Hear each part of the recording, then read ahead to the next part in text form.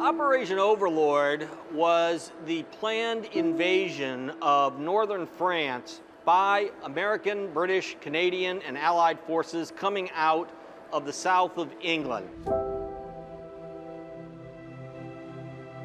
The only way to defeat Nazi Germany, the only sure way, was to invade northern France and drive to Berlin, and we also knew that we only had one shot.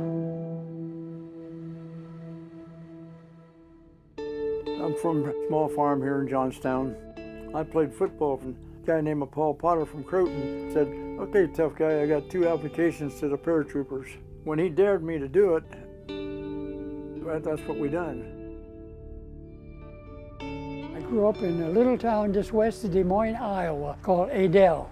I played 4-year varsity football, and I had a scholarship offered to the University of Missouri, but I was unable to take that because I was drafted into the military service. You know, back then, we were all excited. We thought it was a big deal. That guy talked to us for about a half an hour trying to talk us out of it.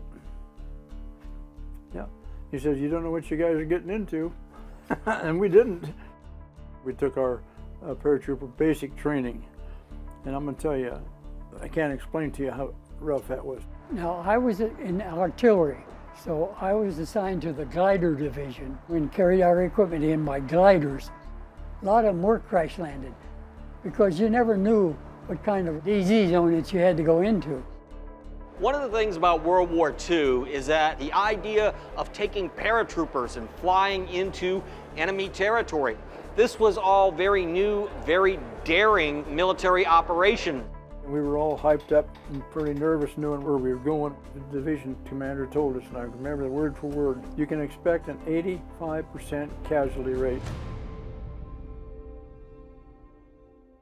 When the airborne troops landed in northern France, of course, there was a great deal of confusion. Troops missed their landing zones, paratroopers got caught up in trees.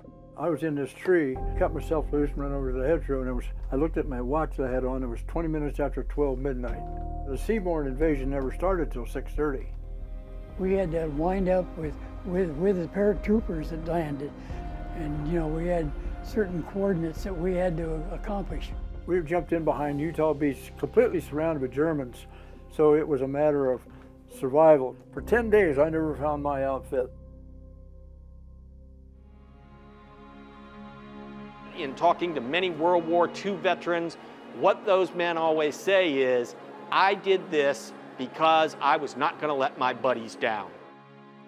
I can tell you 40 times at least that I shouldn't be here.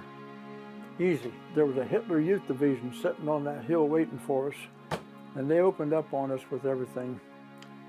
And that's where I lost 7 men that day. I was looking around for my buddy that I knew always had my back. I said, well, where's Smitty? And the lieutenant looked at me and he said, Smitty's gone.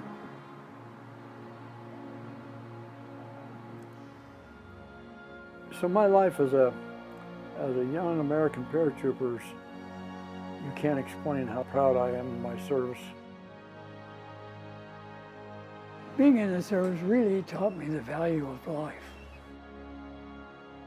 Why it's so important that we remember this is that if we had lost on that day, the world would look very, very different than it does today. My feeling about it, no, I'm not a hero. I did the job that they asked me to do, but I'm a survivor. Not many of us are able to say that. No, no, no. The heroes never returned.